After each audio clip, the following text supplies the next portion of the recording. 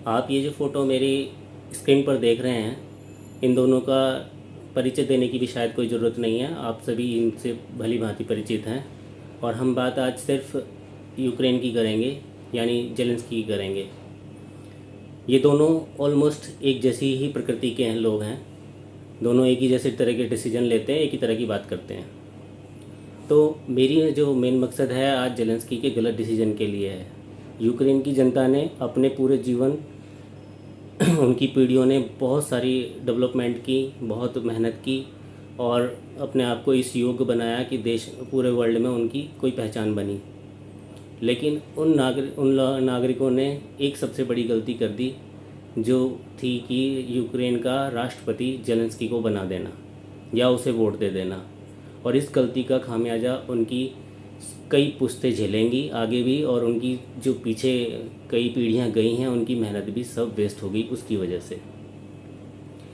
राजनेता का चुनना या राजनेता होना बहुत बड़ी जिम्मेदारी होती है, और कोई ऐसी ही किसी की शक्ल देख के या किसी की एजुकेशन देख के या किसी के स्मार्टनेस को देख के किसी को राजनेता नहीं चुना जा सकता।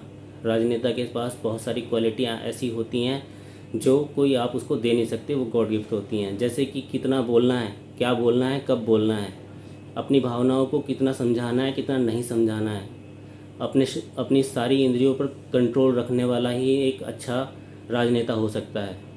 किसी और की यूज होने वाला कोई इंसान नेता नहीं होता। आप अगर आपको गुस्सा आ रहा है, कोई आपके गुस्से को इस्तेमाल कर सके, आपको दुखी हो तो कोई आपके दुख को इस्तेमाल कर सके, आप खुश हो तो आपकी खुशी को इस्तेमाल कर सके, ऐसा राजनेता नहीं होता। राजनेता की अपनी हर चीज़ पर पूरा कंट्रोल होना चाहिए। लेकिन ये सब चीज़ें सबकी बस की नहीं है, और वही गलती उन लोगों ने अपने इस राजनेता में पहचानने में कर दी। जेलेंस्की ने वो दर्द दिया है यूक्रेन को जो शायद अब कभी यूक्रेन उस कंडीशन में कभी नहीं पहुंचेगा जहां वो कभी था। यूक्रेन को ऐसी जंग में झोंक दिया जेलेंस्की ने अपनी बेवकूफ़ी या अपने किसी लालच के कारण।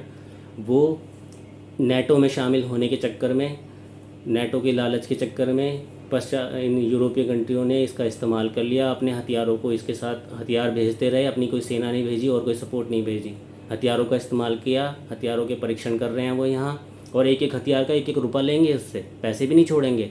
और रूस जहाँ तक भी जब भी कभी समझौता होगा, जहाँ तक घुस जाएगा यूक्रेन में, वहीं झंडा गाड़ देगा, 1 इंच भी पीछे नहीं हटेगा।